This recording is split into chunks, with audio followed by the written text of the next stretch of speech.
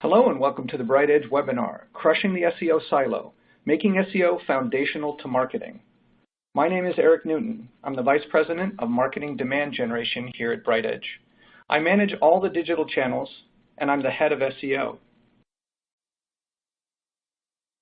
So the subtitle to our webinar today is Making SEO Foundational to Marketing.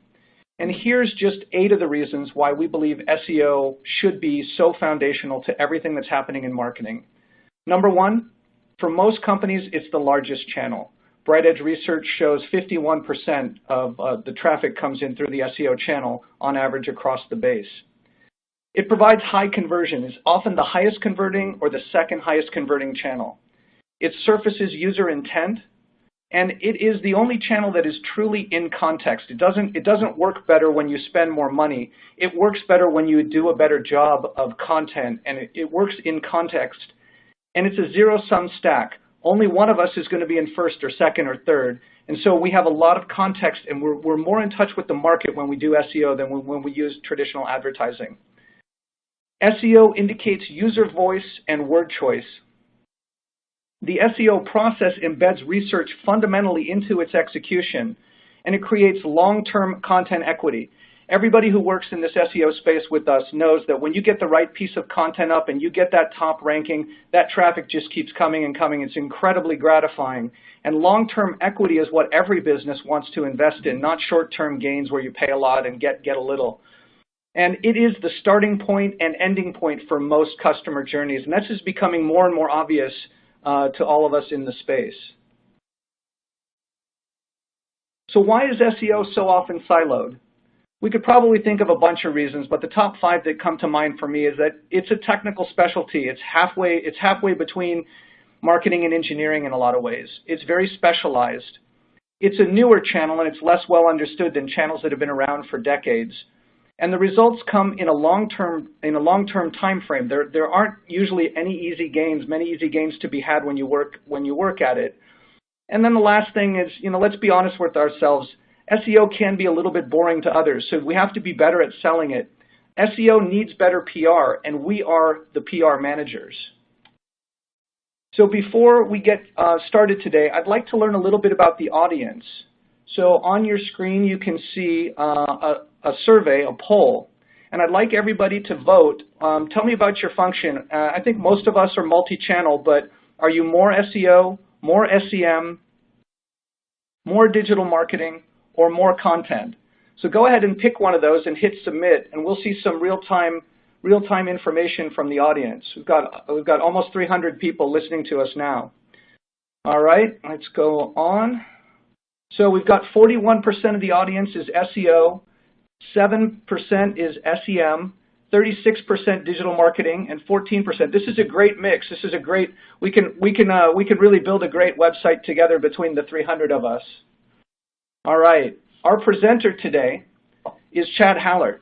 He's the Director of Digital Strategy at Noble Studios. Noble Studios is a BrightEdge agency partner and a very active agency co-marketing partner. As Noble's director, Chad oversees the strategic services team and works with global brands such as Autodesk, FICO, Harley-Davidson, Union Square, and others to maximize the performance and ROI of their digital marketing investments. Chad was also a speaker at Share 16 last year, and you can see his session video on the BrightEdge website under Resources/Videos.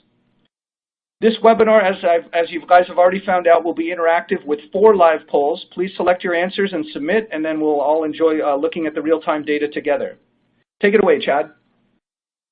Thanks so much, Eric. Thanks for having me. Appreciate it. Thank you, BrightEdge, and thank you for all the attendees making time out of your busy day to attend this webinar. As Eric mentioned, I'm the Director of Digital Strategy at Noble Studios. Noble Studios is an award-winning digital marketing agency that partners with companies to drive real impact to the bottom line by focusing on both traffic generation and user experience and conversion. We specialize in integrated search strategies and are proud to say we're a 2016 Search Engine Landy Award winner. Today we're going to tackle a topic that gets a lot of attention: the idea of integrated SEO and SEM, integrated SEO and paid search. And although we ask people if they're integrating the two specialties, and almost everybody says yes as a reflex, As we dig under the hood a little bit, what we find is in most cases, we're far from integrated. And so we're going to go over a plan and things we've seen work in real life to allow you to go back to the office and go back to work and start integrating immediately.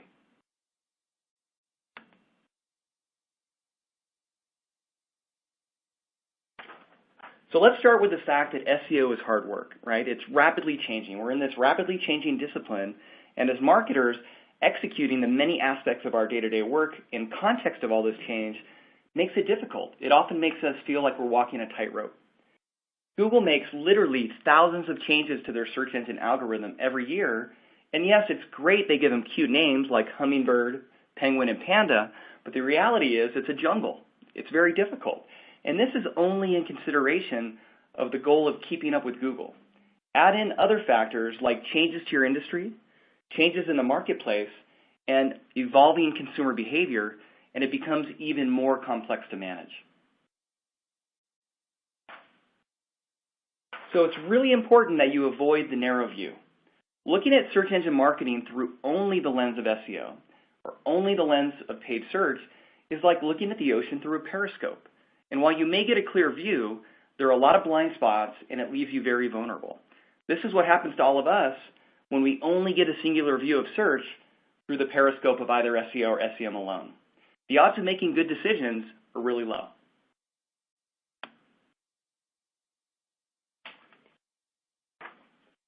When we suggest better integration between SEO and SEM to clients, we often hear pushback based on this concept, this outdated concept that if you're already doing well organically, adding paid listings to that effort are only adding cost, no real value. So if you're ranking on the first page already, why add a paid ad? What's the point? Well, what we found is quite the opposite. Our experience has shown us that this is absolutely not the case. Having both an SEO listing and a paid listing on the same search page provides protection against algorithm updates and other unknowns, as well as incremental traffic and conversions.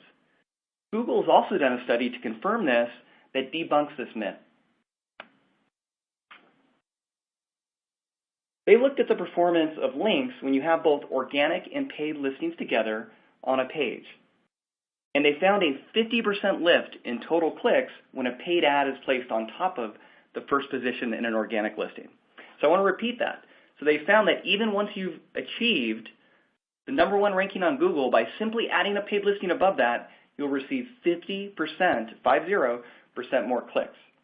Now, if your organic listing is even lower, let's say you're on the 3rd or 4th listing on the first page, the value of that paid listing is even greater, and you're going to get even more clicks and ultimately revenue.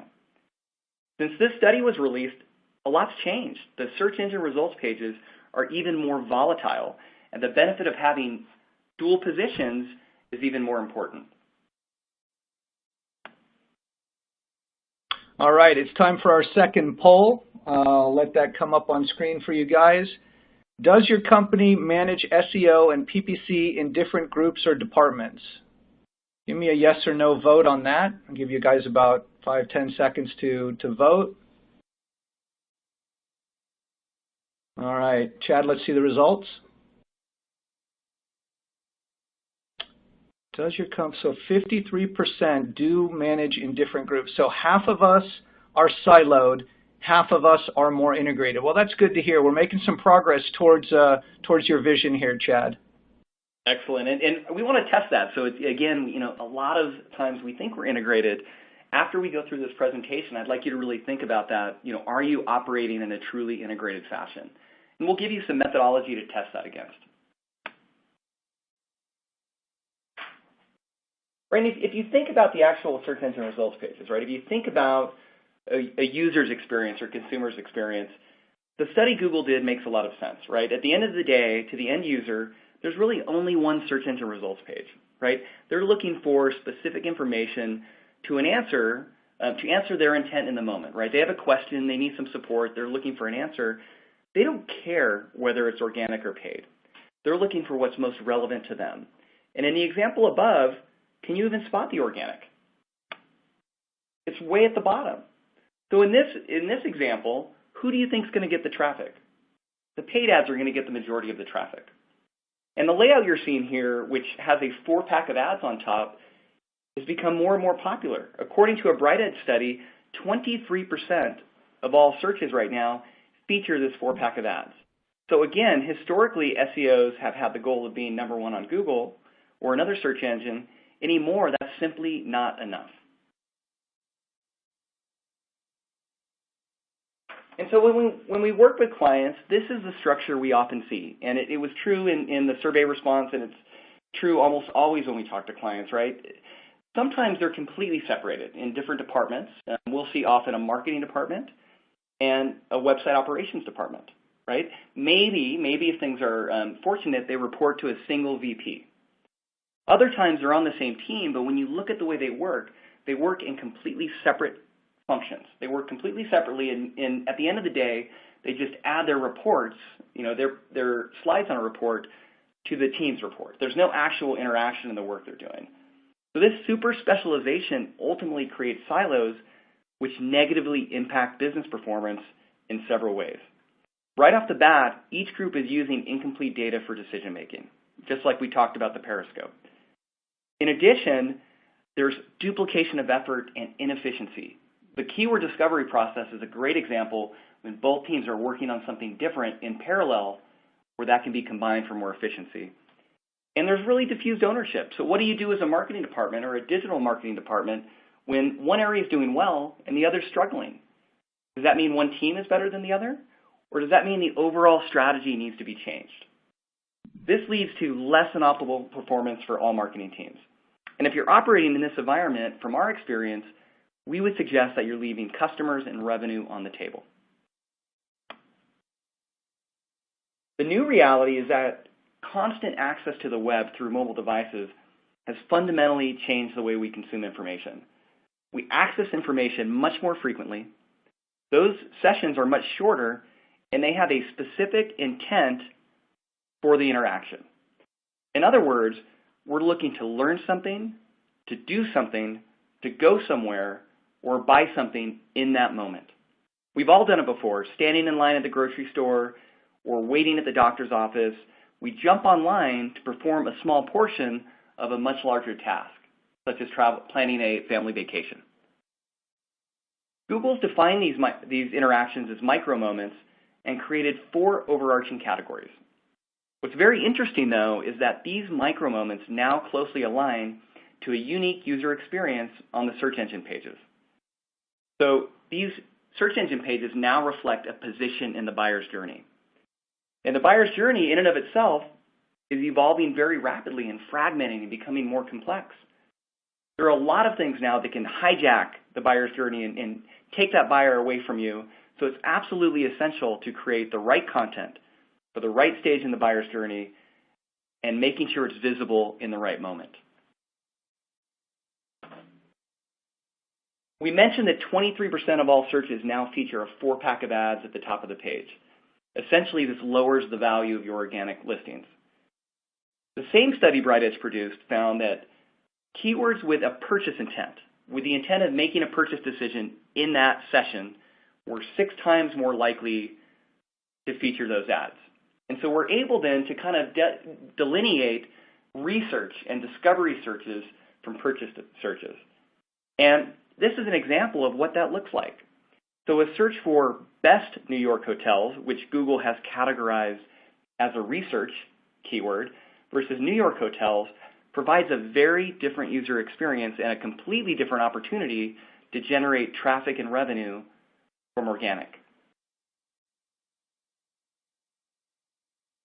So just how big is this difference?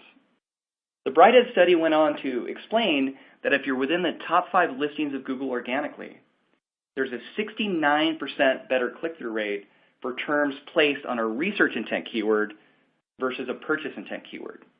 So I want to repeat that just to make sure it gets across. We're saying that if you have the same exact rank for a keyword and say the volume's the same, you will receive 69% more clicks if you place that rank on a research keyword versus a purchase intent keyword. This is more dramatic even when you're the #1 organic ranking. By being #1 on a research intent keyword, you're going to receive over 100% more clicks than if you were #1 on a purchase intent keyword. So as you can see, this concept of user intent and the impact it has on the layout of search results needs to become a huge factor of an integrated search approach. And some companies are doing a great job already. I don't know if anybody in the audience is from IKEA. I hope so. But they're doing a great job. They've been experimenting with this concept of user intent and actually taking it to another level. They've recently renamed some of their products as an experiment the actual solution they're solving, right? So for a daybed they sell, they're promoting that as a solution to your partner snoring, which is, I think it's really funny, but it's a great example of putting user intent first. And although I don't know that that's sustainable, renaming a product, is maybe not a sustainable approach. Taking that approach in the product description and the product messaging and the way you position the product is absolutely the way to go in the long term. Put user intent first. Okay, so we've had a background. Let's start actually crushing some silos. So saying you're integrated isn't good enough, right? When you become integrated, we want your thinking, your actual workflow, and the outcome you're producing, the product you're producing, to be different, right? Integration should change those three components. And it's not easy. I want to acknowledge the fact it's not easy. Even as an integrated search agency and digital marketing agency, we have to actually proactively continue to work on it. So here's some proven ways we found internally, but also with our clients, to help break down silos and begin the integration process. The very first step is to leverage data between the two specialties. There's a plethora of data there, and each can assist the other.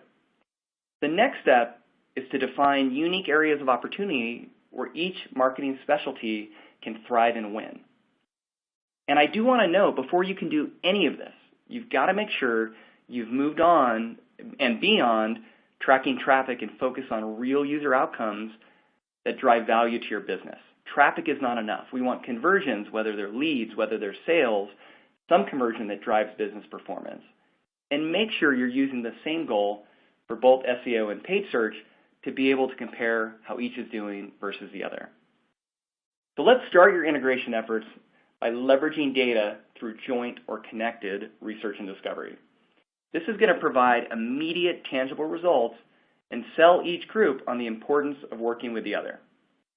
We're going to get a little bit in the weeds, so I want to warn you, but don't worry, have no fear. The presentation is going to be available for download at the end, and we've also created a cheat sheet, a checklist you can download for quick access. So let's jump right in.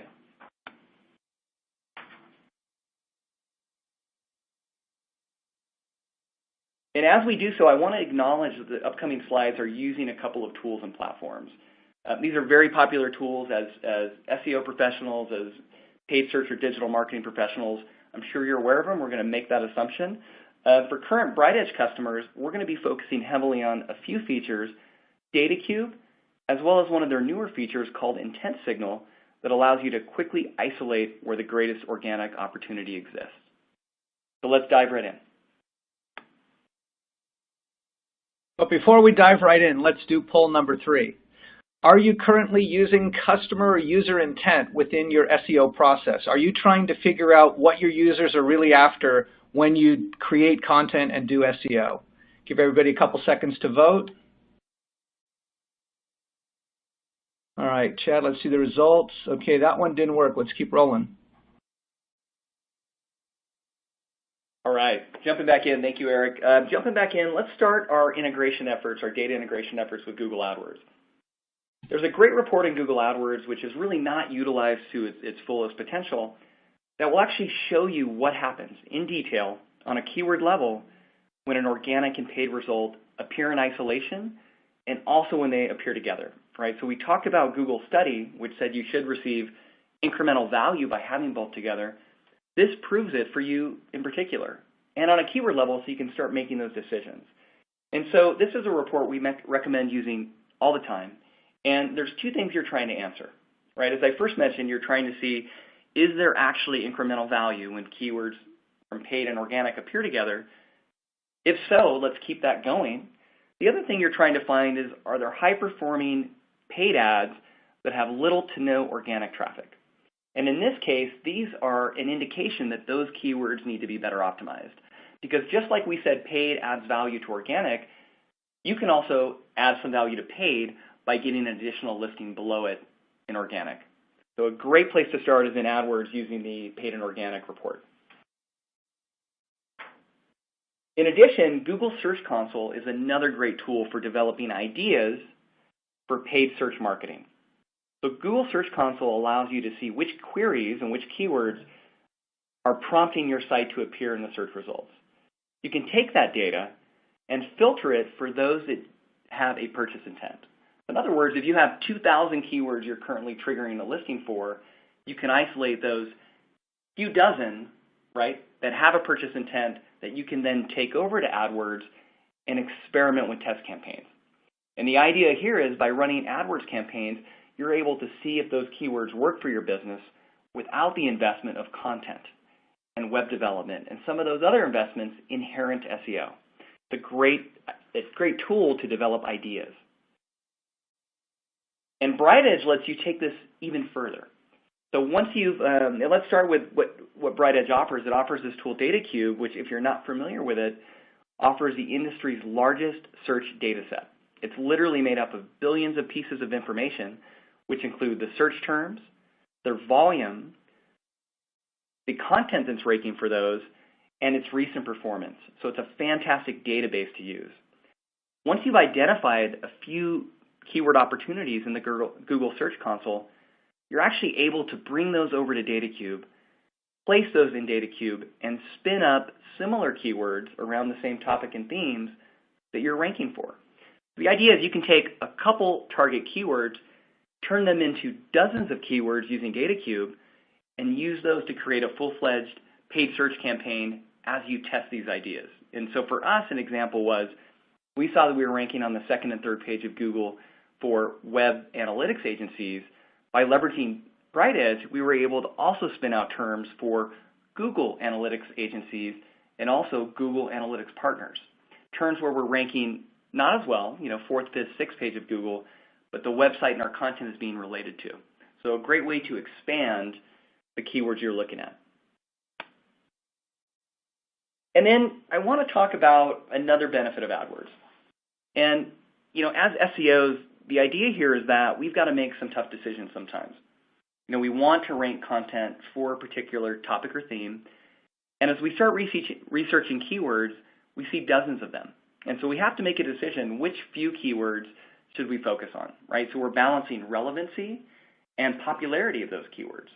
That's great. That's what we should be doing. But there's another factor that we often don't consider, and that's conversion value. Which keywords are actually going to lead to the most outcomes? And by using AdWords, we can go in there and see what other people are willing to bid.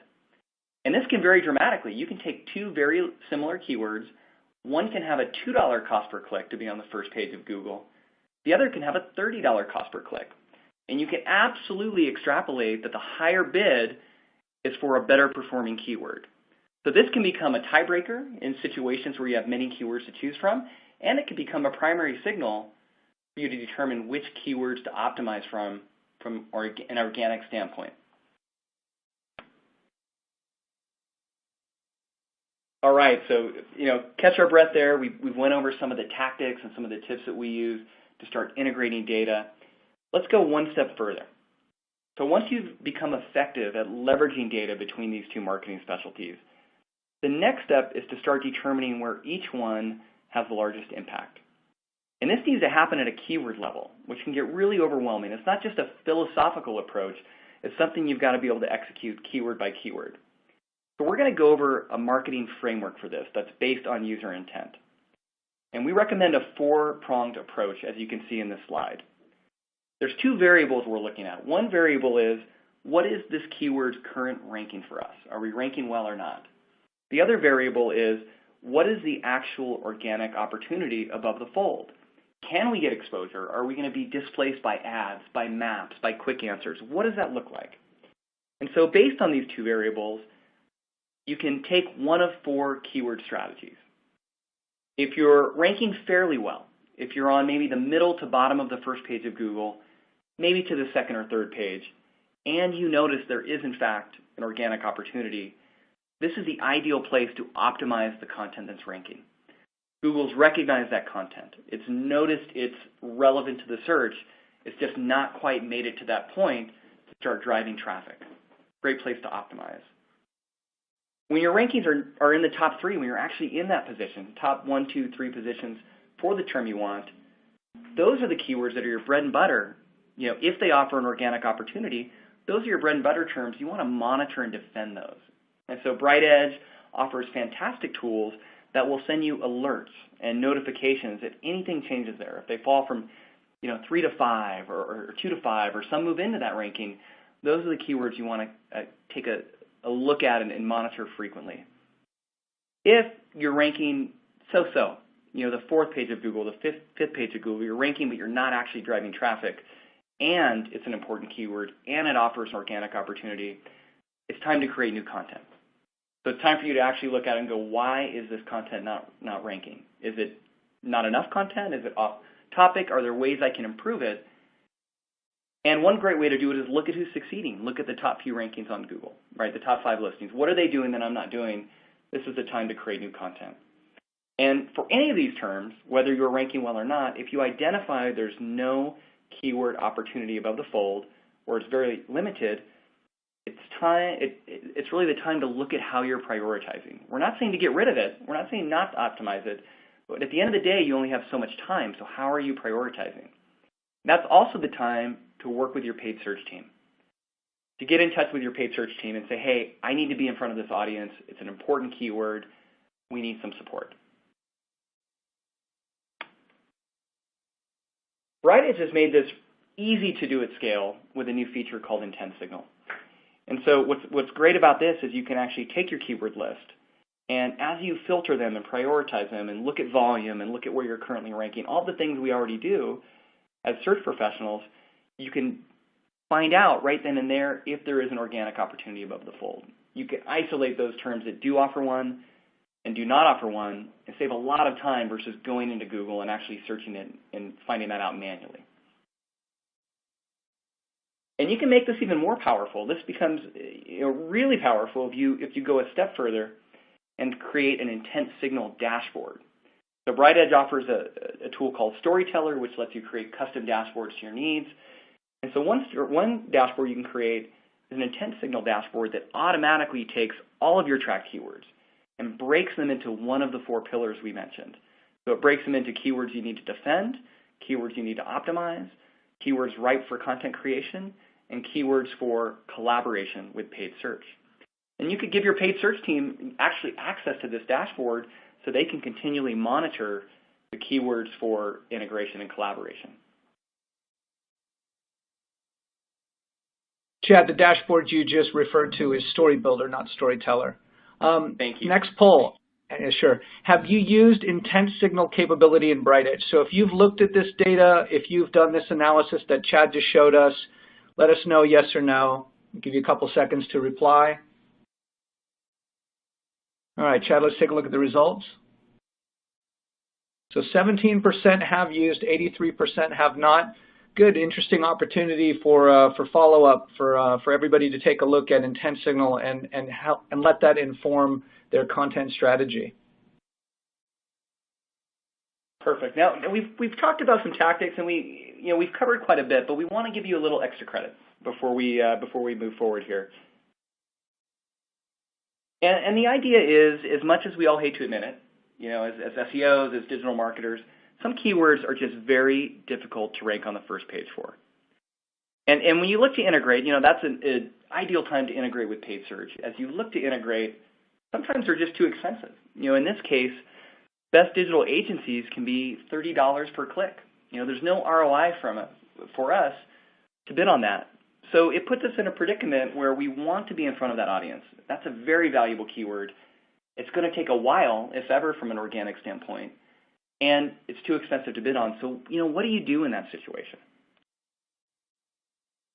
One thing we found to be highly effective is to review the actual top-ranked organic listings on that keyword and see if any of those websites actually take display advertising.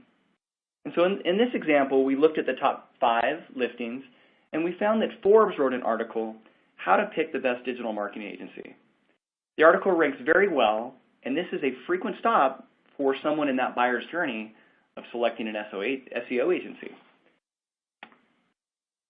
So by leveraging that SEO insight, right, the SEO insight of who's ranking, what type of content's there, we're actually able to go back into Google AdWords and target display advertising on that particular website and focus it around only the topic of SEO. So boom, right there, you've taken what looked like a dire situation and you've now gotten in front of that important audience through a much more cost-effective manner of display advertising without having to pay an astronomical amount per click. And so this, to us, is a great strategy while you're still trying to get in front of a keyword that is maybe aspirational and currently out of reach. We definitely recommend giving this a shot.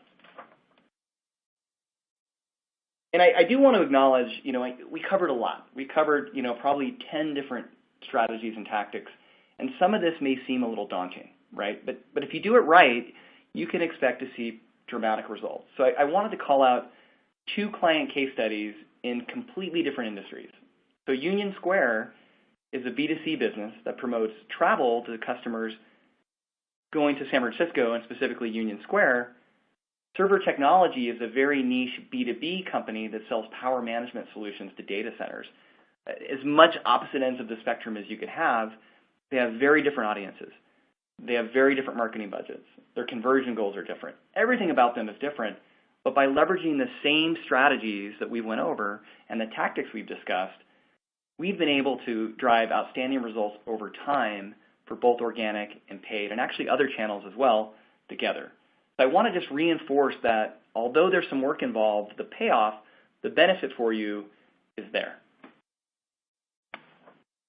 Which brings us to kind of the final point of the webinar, and that is if you're going to embark on integration, you need to really monitor and record the value you're seeing. BrightEdge gives another great tool, opportunity to do this, again using StoryBuilder. And the idea here is you can actually create a report of traffic and conversions by channel, isolate those to the 2 channels you're trying to integrate, in this case organic and paid, and monitor those results over time. And you can also actually go in and annotate or note when you execute certain strategies. And so you can mark the date that you've implemented an integration strategy and then look at the 2 channels after that. And what you want to see is there's going to be fluctuations, of course, but you want to be able to step back and look at the overall performance and see both growing together. You don't want to see one grow at the expense of the other. Yes, there might be some cost savings, but ultimately that's missing the point of integration, and that is the 2 can actually lift each other in a way that's better, that has more synergy than each on their own. All right, so just to kind of finalize everything, the bottom line is marketing is simply more effective without silos. As we started developing this presentation and researching, we came across this term called siloization, and we thought it was funny. Siloization.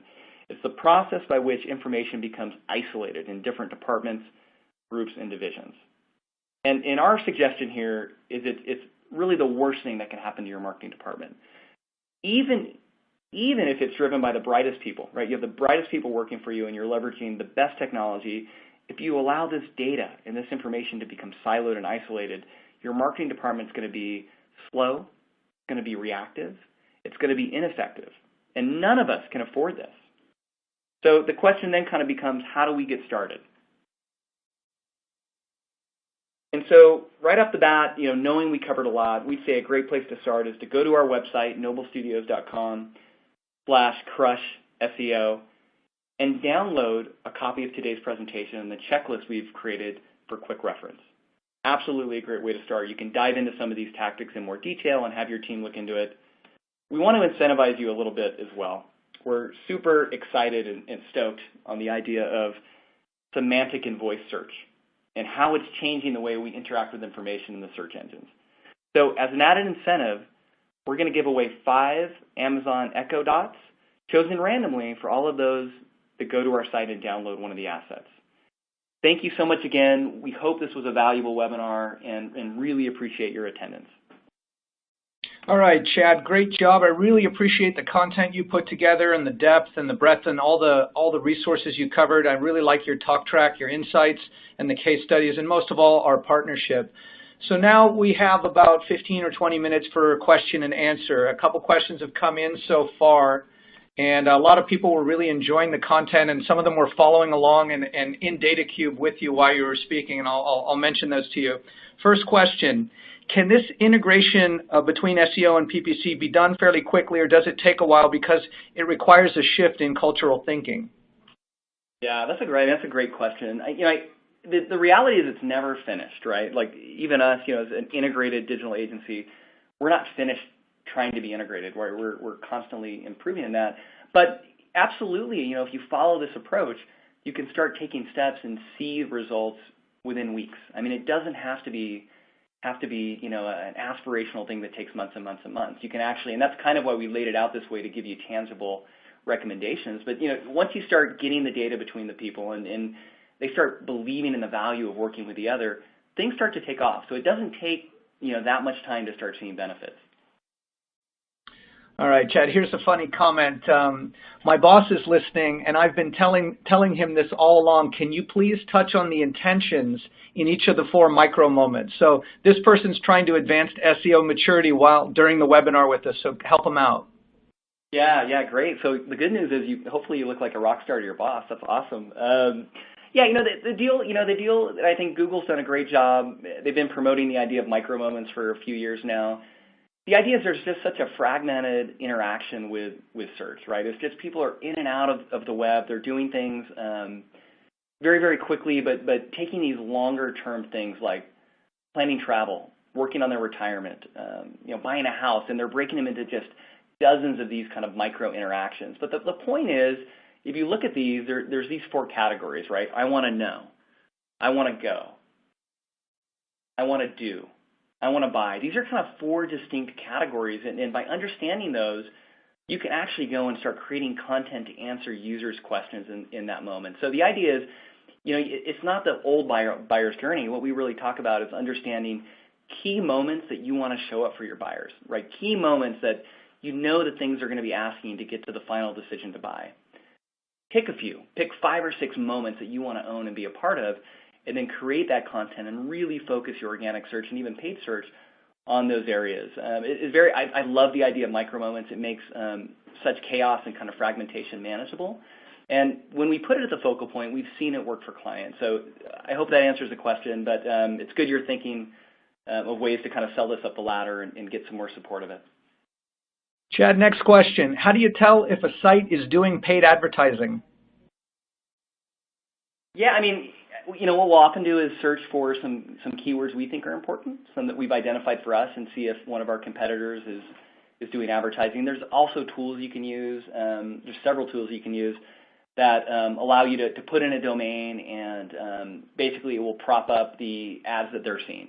They have their own database of ads they're seeing, and it'll give you often an example of what their top paid keywords are. It'll estimate the budget they're spending, and it will give you actual samples of their most popular ads. And it's pretty useful. The only thing I'd be wary of is the budget recommendations, because unless it's a big company you're looking at, they can be really volatile and really off. But you can definitely there's several free tools. You could probably Google it to get a few of them, but that will give you a lot of that research. All right, next question.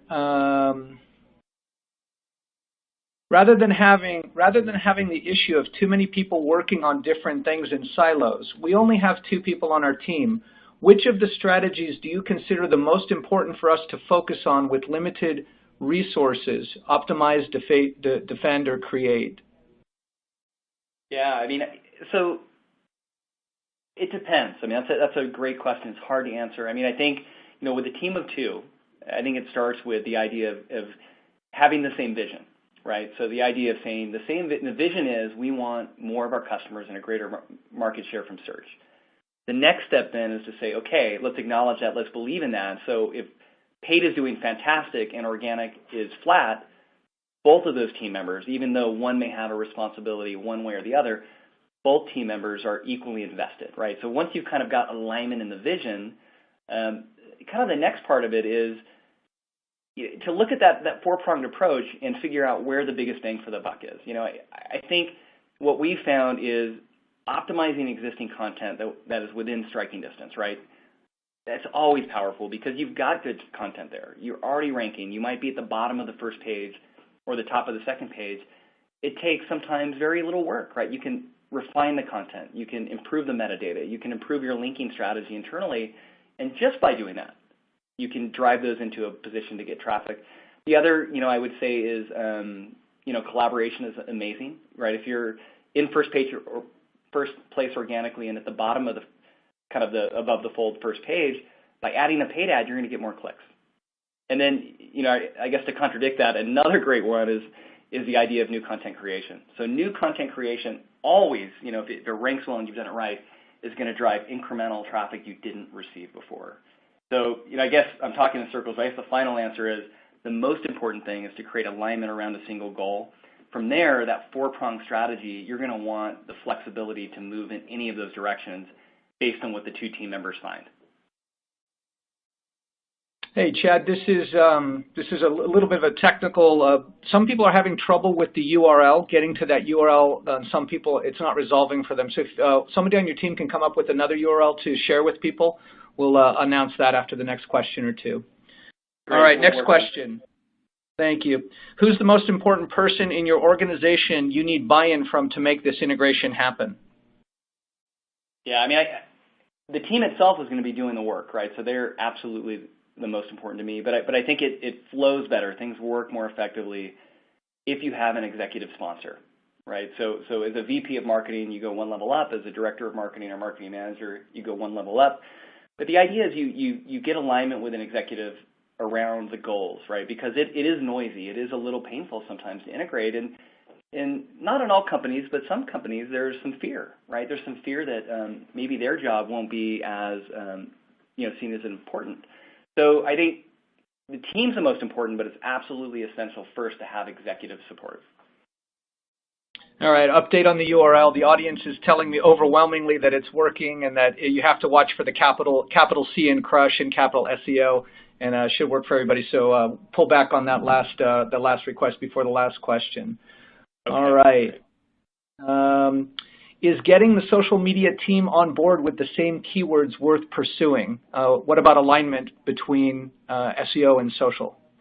Yeah, I think great question. I think, Eric, you guys, probably will be doing a silo-breaking webinar on social and SEO, but absolutely, social is the next step, right? Once you've got paid and SEO running in parallel, bringing social in is great because if you think of social, there's a lot of information you guys, especially with social listening tools and some of the intelligence tools you have, you're understanding what conversations are happening in the moment, right? So you're understanding not just keywords, but topics that are trending, conversations that are trending, what people care about.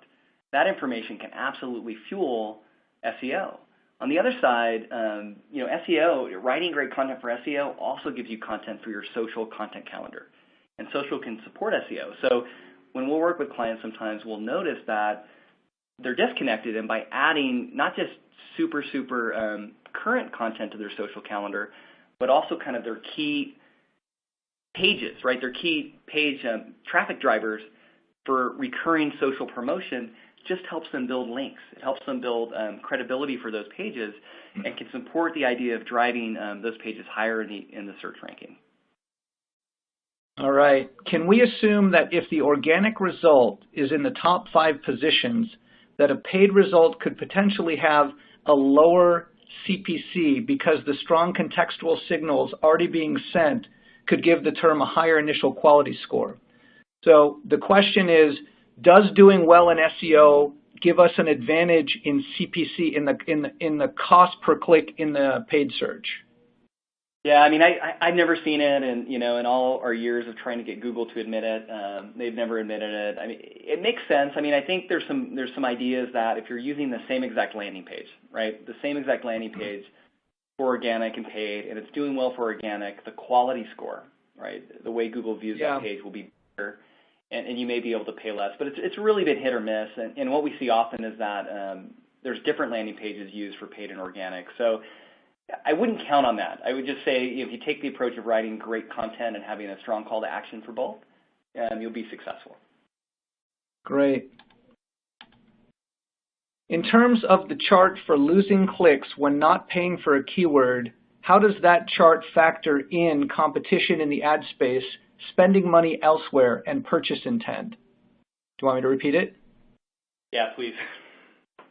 In terms of the Good one. chart for losing clicks when not paying for a keyword, how does that chart factor in competition in the ad space, spending money elsewhere, and purchase intent? Yeah, so I'll try to take that based on my knowledge of the study and also understanding of the question. Eric, when I'm done, feel free to jump in if I didn't answer it correctly. But the study assumes a 4-pack of ads, right? So it assumes that all 4 of those ad placements are filled. So if there's only 1 ad placement filled, or 2 or 3, there's less push down, right? Those organic results are higher. There's less competition. So that the click-through rate in theory, if you had 2 ads above you versus 4, would be better organically. So that's the first thing right there. But in the way user intent falls in is right now there's really these 2 categories of purchase and research or discovery, right? It's kind of the break there where we're finding the difference in search engine layout. That may change over time. That may get more complicated. But the way user intent works now is it lets you kind of take these keywords and divide them right off the bat. If you have 1,000 keywords, you can say 500 go to research intent, 500 are purchase, and you can start focusing the approach, whether it's collaboration or organic first. You still need to prove that out, right? It's not, BrightEdge does it, but if you do it manually, it's not 100% accurate, right? Some purchase intent don't have the ad competition. Some research intent do have the ad competition. So for those high-stake keywords, right, the top 5% or 10%, I'd still recommend manually validating, right, manually validating that the search engine results page is following the concept there, following the idea. Do you have any thoughts on that, Eric? I think you hit it pretty well there. We got a couple of questions on SEO tactics and metadata. Are the primary metadata, title, and meta description still important for SEO optimization?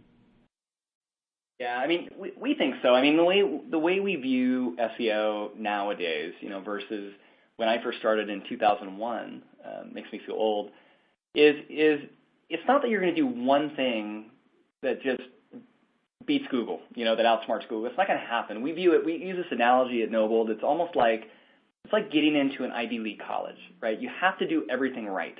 You have to have an A in your classes. You have to have extracurricular activities, and ideally play sports, right? You have to have a well-rounded portfolio with all of these things done right. So things like the page title, the meta description, using alt tags, while doing those aren't going to automatically move you to the first position, they need to be done to succeed with SEO. There are foundational things that need to be done before you move on to some of the more complex strategies. All right. My manager doesn't see the value of landing pages. Are they absolutely necessary to create effective paid campaigns? If so, how would you convince someone of this point? Yeah, that's, what's this term? We have this term called HIPPO, right, which is highest paid person's opinion, right? So the great way to take on a HIPPO, and we all can be HIPPOs sometimes, but the great way is to test. And so this is where A/B testing comes in, right? The idea is you have a paid ad, you land it on a paid search page, a landing page just for paid search, and you land it on a comparable page on the site, and you allow the data to tell you which one performs. There's other constraints too. We've worked with clients where to make changes on their organic site, right, their website, it takes months. There's a big queue with IT. There's a lot of regulatory things where when they have hosted separate paid search landing pages, they have more flexibility. And I think finally something to think about is industry. So if you're in a high consideration industry where a lot of research has to happen, right, like travel is a great example. Before you book a hotel room, you want to know, does it have a spa?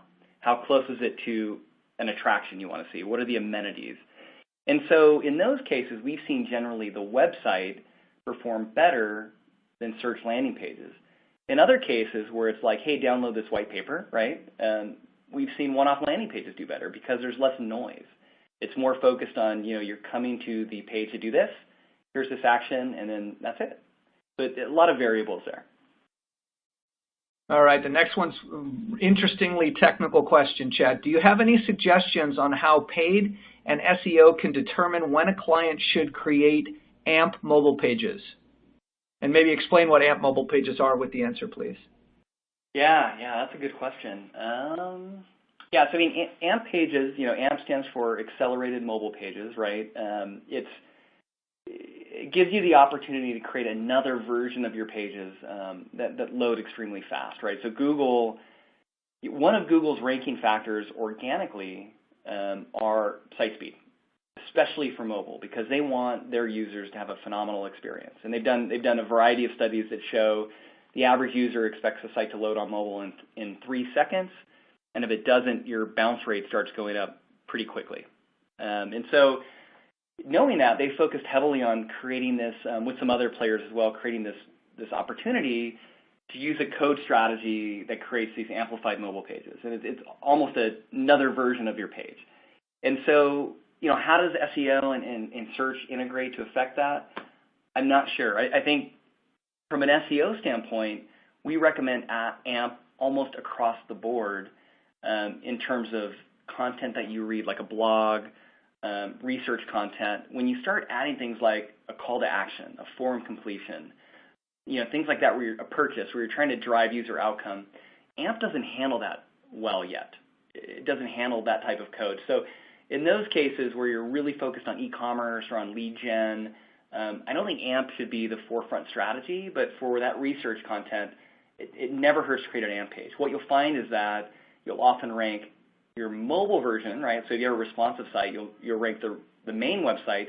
You'll also rank the AMP page. So it gives you actually organically a couple listings potentially on the same page.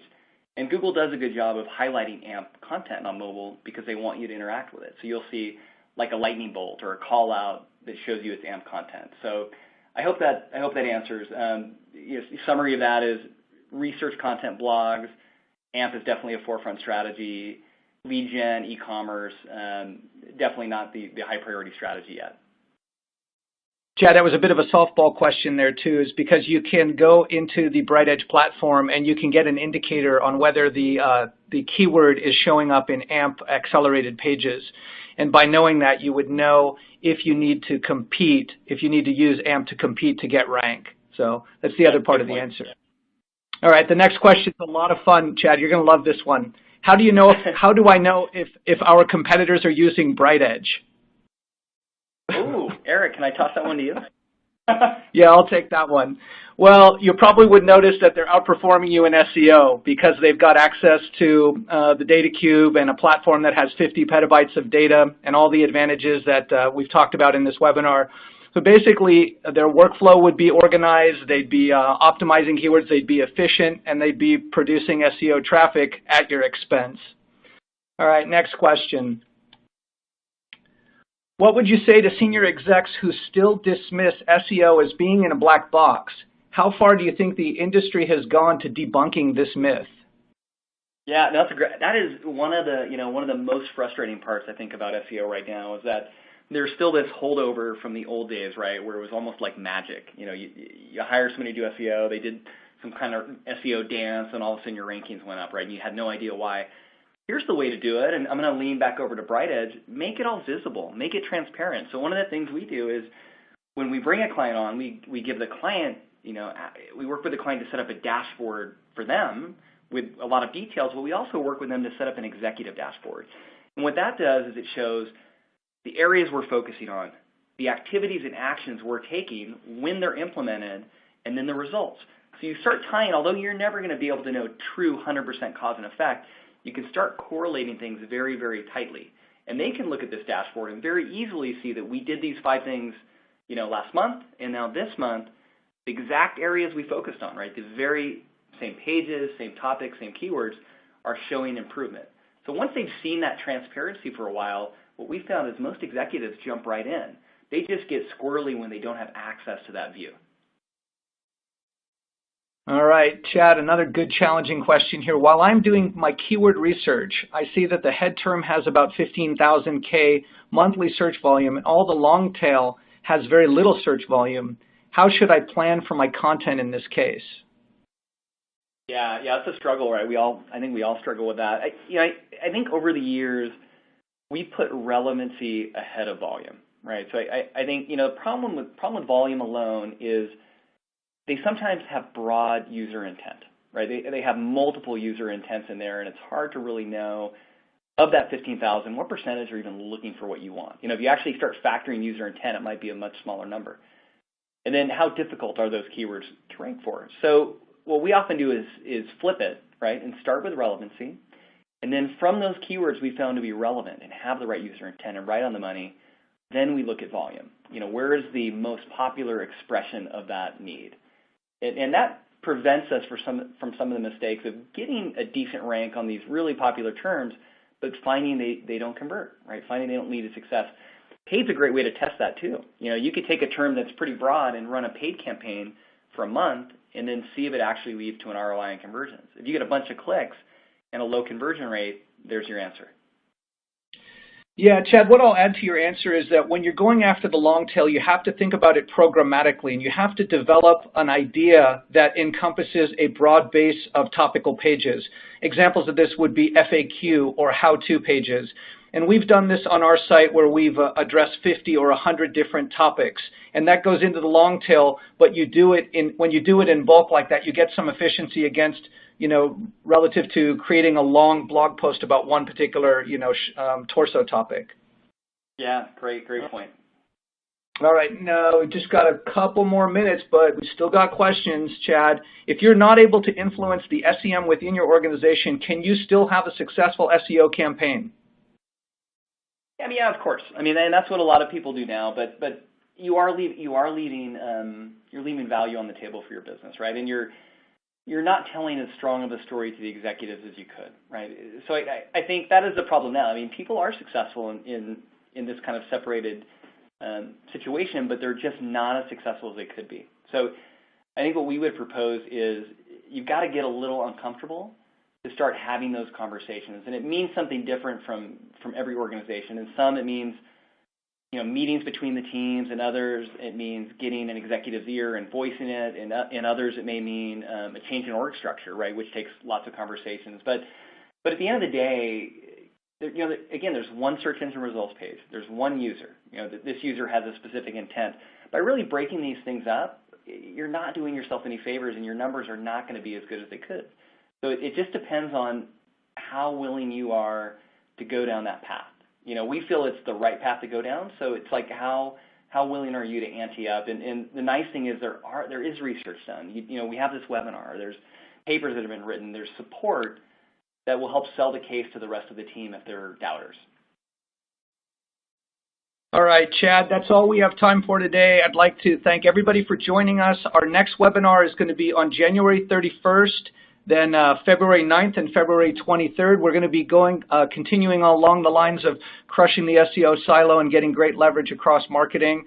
Again, Chad and I want to thank you for joining us today, and we look forward to seeing you at a future webinar or event.